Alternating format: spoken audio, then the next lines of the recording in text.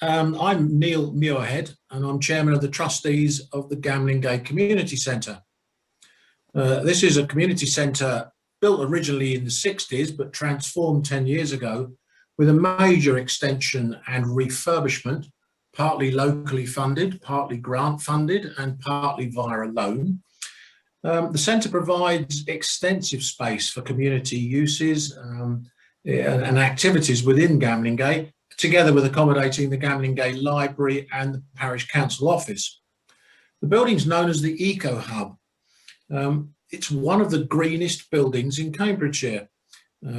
It's got solar energy, it's got ground source heat pumps, it's got photovoltaic panels. We even harvest our rainwater to flush our loos with. Low energy lighting, high levels of insulation. So it's a very green, eco-friendly building, and it is the hub of the village. So Eco Hub rather fits nicely. We've got a very broad range of community activities and classes and interest groups taking place within the centre, subject to COVID, of course. Normally speaking, that would be generating an annual letting income of something like £80,000 a year.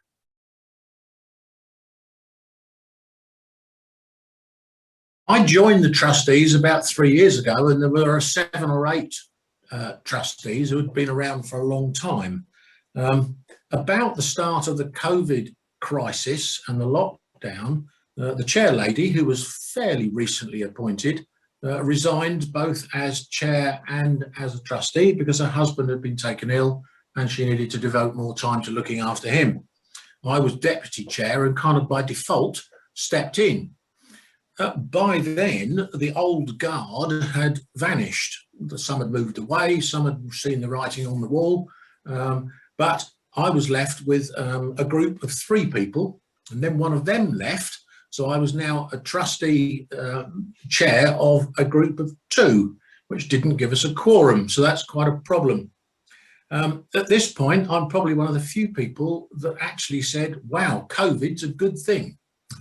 Because COVID shut the Eco Hub down. The shutdown happened, we had to close it down, all activities stopped, all the staff were furloughed, we sort of, switched off everything we possibly could to reduce our costs.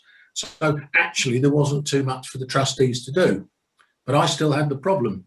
I was one of 2 trustees. I had to get on with things and find new trustees as quickly as we could. So my challenge was a recruitment campaign, and fast.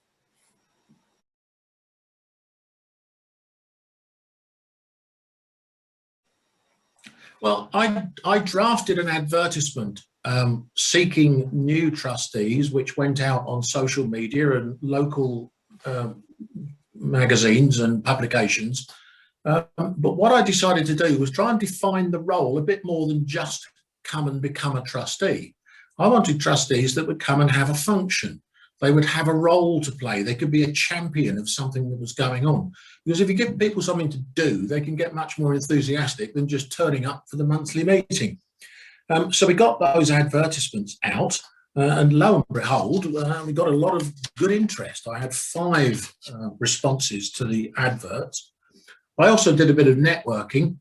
Networking is an interesting thing. You talk to people not because you think that they will become a trustee, but because they might know somebody who will become a trustee. So you've got to sell the role to your contact and then hope that that goes out. It worked. I got 2 come through from that route. So suddenly I'd got 7 new trustees to bring on board. I invited them all to come and meet me at the Eco Hub. We all sort of followed the rules with masks and social distancing and all that sort of stuff. And I talked them through the history of the Eco Hub and how it had come about, what goes on there, the sort of activities, daily, weekly, monthly, periodic. Talk them through the responsibilities of becoming a trustee. Because actually the way we operate, we've got Gamlingay Community Centre Limited, which is a limited company, but that is a charitable trust. So by becoming a trustee, you also become a director of a company. So there are some sort of, potentially onerous responsibilities there. So it was important that these people understood what that was about. Also talk them through the relationship we've got with the parish council. who actually own the building, but they lease it to GCC. And we've got a finance agreement in place, which is a bit of a buffer against potential financial problems. So that's quite a nice story to tell. I then took each candidate on a bit of a tour of the building, but it is an interesting building to have a look round. And most of them knew about it, but hadn't been in it and had a look round. Talk to them about, I wanted trustees to come in and meet our customers and meet their customers and meet our staff and support the staff and get involved. But I was also teasing out of them what skills they'd got, which I thought we could use to the sort of champion role. And I was lucky in that respect. I had a really good crowd. I'd already decided to give them a role, a champion's role, if you like. And as I then went back to them, all of them confirmed they would like to become trustees. So off we went. I provided them with a pack with all the forms they needed to read and understand and all the things they needed to fill in. But let me give you some examples of those champion roles.